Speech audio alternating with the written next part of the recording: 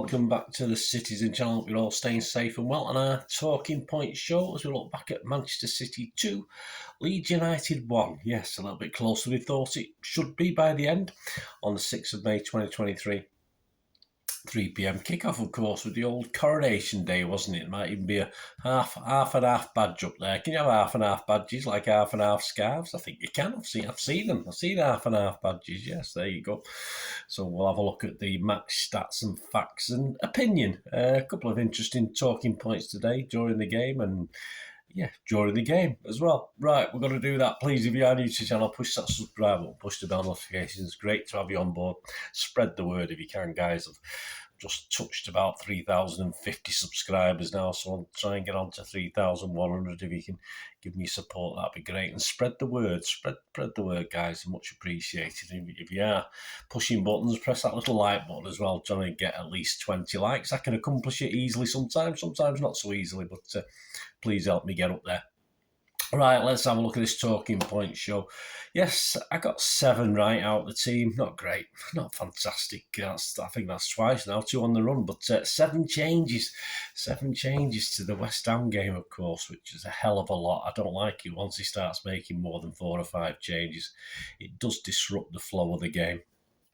The 11, Edison, Lewis, Akanji, Laporte, Aki, Gundo, De Bruyne, Mahrez, Alvarez, Foden and Haaland. And the subs, Ortega, Walker, Diaz, Phillips, Stones, Grealish, Rodri, Bernardo and Gomez. Not a bad little bench, that, is it? I can think of 5 or 6 of those players who may be starting in Madrid on Tuesday evening. The referee, of course, was Andy Madley. He's now ref City 8 times. 6 City wins, 1 draw and 1 loss. He's shown 9 yellow cards to City players, none today, so he did very, very well. And he has awarded City 1 penalty, which was today, of course. Not that we took advantage, unfortunately. On VAR, we had Simon Hooper. Right, the match report, 15 minutes. KDB passing to the box. Looks like Foden is favourite for it, but Haaland is there as well. And they put each other off, I think. And Foden leaves it for Haaland, and Haaland tries to get it, but by the time he gets to it, he literally runs out of play for a goal kick. So a bit of Keystone capery there with that one. 16 minutes, a poor finish by Alvarez. Yeah, I mean, he's got to get that on target, man. I mean, he's a World Cup winner. A low cross into the box by KDB, and he smacked it well over the bar. Wasn't great. 16 minutes, Alvarez, mate. We'll still sing your song, though. You're all right. 17 minutes. Yeah, Haaland got in from a sort of angle, about 8 yards out. The goalie narrowed it. Is it Robble? Robble narrowed the angle quite well. Got his angles right. And he, of course, got a foot on it and stopped the shot. Haaland gave it a good smack, but he couldn't beat the goalkeeper. 19 minutes, it's 1-0, of course. Mahrez beats old Firpo, is it, on the side and plays it nicely back for Gundo. The penalty area is quite packed, but he just picks his spot. He just passes it into the net and just inside the post. Goalkeeper pretty much rooted to the spot. And that's what Gundo's good at. Sometimes you want him to put his laces through it. Other times, it's fine. It's fine doing that sort of thing. If there's players in the box, the goalie might be slightly unsighted. Brilliant. 1-0 for City, 19 minutes. Let's score a hatful, eh? 24 minutes in the box. Yeah, KDB, a lovely flick back to Haaland, sort of high after a lofted ball from Gundo. And the Leeds defender sort of closes Haaland down. I don't know who it was, but he sort of slid in. And as Haaland was trying to find, right, he couldn't.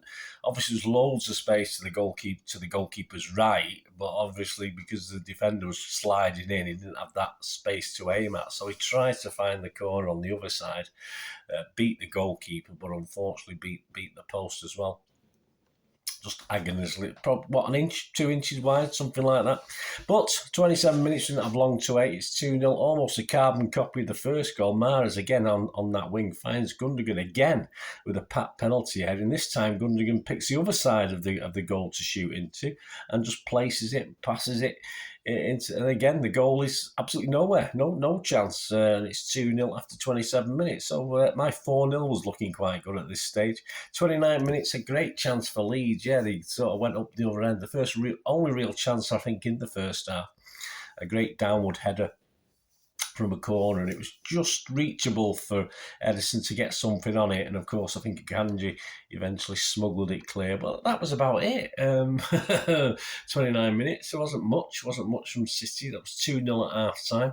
Into the second half, Haaland was flagged offside when he'd hit the bar with a header when he thought he could score, but he'd been flagged offside, so that's saved his blushes just a little bit.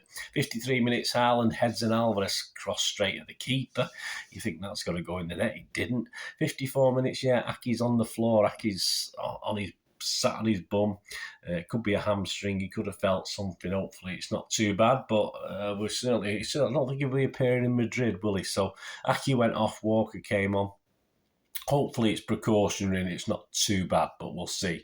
I say if it's the same hamstring, there's obviously problems, isn't there? 59 minutes, Edison is quick off his line to smother a rare Leeds attack. 62 minutes, Lewis puts Haaland through and he sort of turns very quickly, and I think I've seen criticism that he hit it too fast. He should have moved it a little bit, but that's what he did. He just turned and smacked it, and it just hit the outside of the post, unfortunately. So, could have done better, but a little bit unlucky as well.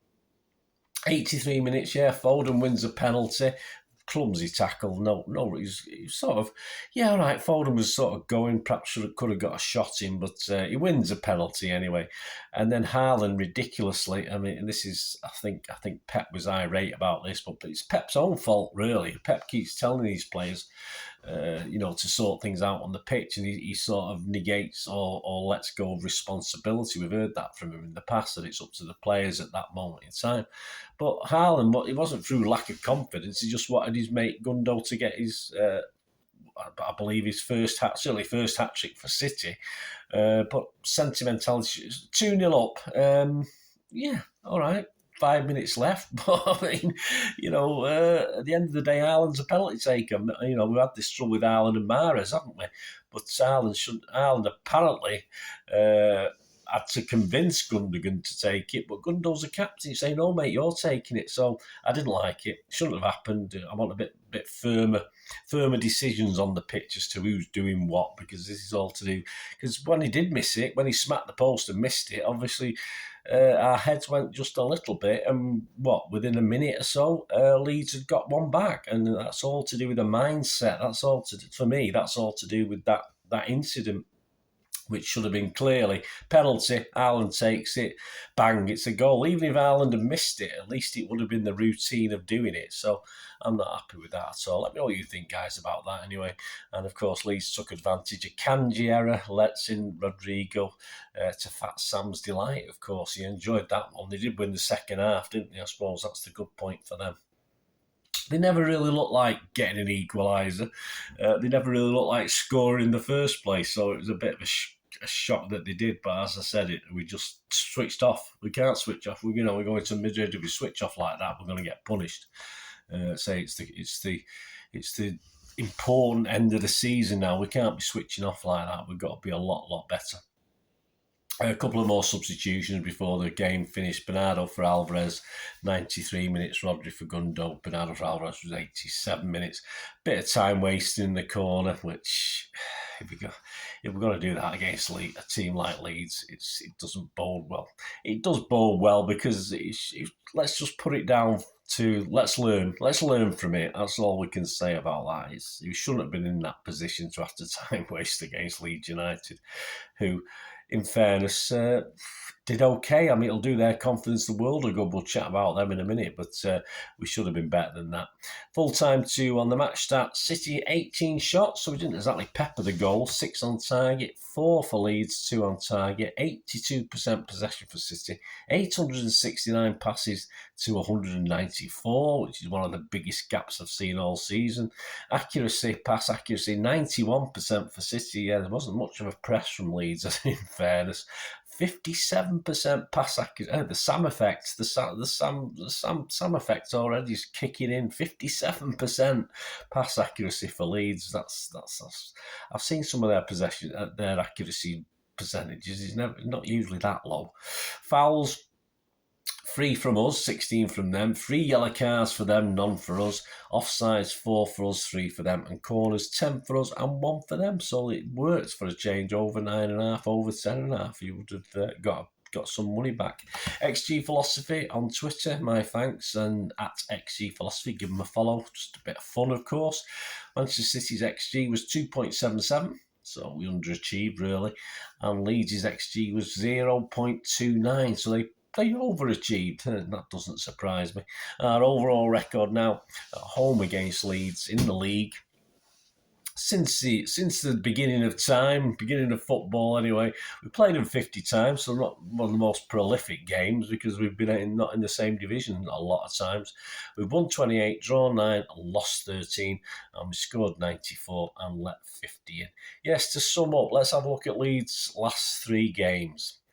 You got Newcastle home, West Ham away, and Spurs home. I think Sam will be happy. But really, was it more a case of City having one eye on a very big game coming up, and we've probably failed to punish Big Sam's team? I think if it had been 4 or 5, it should have been. But all credit to Leeds, they stayed in it. Sam will be happy. They won the second half, as I said. And I think it won't do the players any harm either. The players will have gained confidence from that. And I'm sure Sam's giving them the verbal... bigging them up and stuff like this to say they can get out of this. But those 3 games that I've just read for you, it's going to be some achievement to do that. Sam will certainly have to earn his $500,000 to keep this lot up, because generally they were poor. They don't have a lot to offer up front. All right, they scored against us, but as I say, it was a switching off moment by City. It will be certainly probably will go to the last game. I can't see anything being sorted before the last game, so it'll be sort of interesting and unfortunate for them, because I think once they got back in the Premier League, Leeds were confident that they could go on from there, redo the ground, increase capacity, blah blah blah. But obviously, it's they say that the manager situation, it's gone to pot a little bit, so it's. I've no real love or hate for Leeds. I'm not bothered. It's just one of those, if they go down, they go down. If they don't, they don't. It doesn't really bother me that much. As far as us, yeah, we've bigger fish to fry, haven't we? I think we should just put this one to one side. The penalty debacle upset me just a little bit. I think we need a firmer. We need a captain on the pitch who can make decisions. And as far as I'm concerned, if Gundogan's the captain, as he would have been today, he said, "No, you're our penalty taker, Erling. It's not, all right." There wasn't long left. We were 2-0 up. But, yeah, perhaps under different circumstances, it's been 4-3, 4-5-0 or something. Yeah, of course, I wouldn't argue one iota giving Gundo a chance to get in a hat-trick. But we weren't in that position. And it's just poor game management on the pitch. And Pep was having a go at him. But as I said, Pep's sort of got rid of responsibility sometimes. He said, he's leaving it to the players to decide on the caps. He's leaving it to players, blah blah blah, to who feels right at that moment in time. So you can't just get rid of responsibility and then whinge when it all goes to pot, because you're not going to take that decision. As a manager, you say, right, Erling, you're taking it. I don't want any arguments. So yeah, so Pep's also partly to blame. But though we did hold on relatively comfortable, there's no real... with 7 changes, it did disrupt us, of course it is. And we know at least, as I said, 5 or 6 of those on the bench are going to be starting against Real Madrid. Would like to see perhaps more of the Real Madrid ones starting today. Yeah, I mean, KDB has got niggles.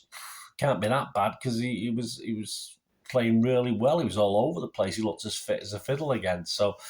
all right, Rodri got his rest, and all credit to Gundo and Lewis to some extent. Lewis was the legs, and Gundo was the calm head in the middle, and obviously allowed himself to get up and keep to score goals as well. So that was a great performance overall. But really, this game should have been out of Leeds' reach. So, we're getting through. But confidence, yeah, of course we're confident. We've got to be confident. But I'd say we won't be flying. We're not flying mentally, I don't think, approaching Real Madrid. But it'll be interesting to see. Please check them out, my preview show. As I said, I think 5 or 6 of those on the bench will be starting that Madrid game. Unfortunately, it looks as though we might be losing Aki, which is another blow after getting everyone back fit again. But we'll talk about that in the preview anyway. But as I said, we'll put this one off. Another 3 points. Pressure on Arsenal to now. They've got to go to Newcastle and do something. If they don't beat Newcastle, it just makes it a lot easier for City, we can afford to. I think we just need 2 wins. If they get beat tomorrow, I think 2 wins will do it with our goal difference as well. 2 wins will probably win the title. So yeah, let's switches to our see what they're made of. Let's see what they're made of tomorrow against a flying Newcastle. And if Arsenal beat them, all credit to them. But please, as I said, check out my player ratings show, my preview show for the Madrid game, and the latest odds after that game today. Yes, if you want to know what the latest is, I think City were 1-18 on average, and we're now gone to 1-33. I think William Hill's still got us at 1-20.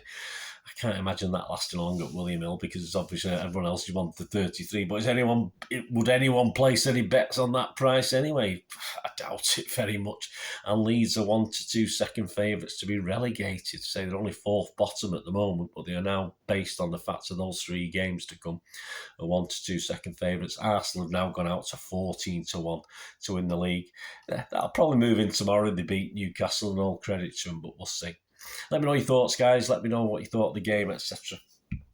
And don't forget to join me for those previews and that. Check out that player rating show as well with Manchester Evening News' Simon Bukowski. Thanks for watching, guys. Hopefully, as I say, we'll meet very, very soon because I'll be doing the preview for the Real Madrid game. Should be out on Monday, so if you can tune in for that one and give us your views on that, it'd be great to hear from you. Anyway, thanks for watching, guys. Whatever you do, I will ask one thing, don't I? Please stay safe, Blues. Come on, City. Bye for now.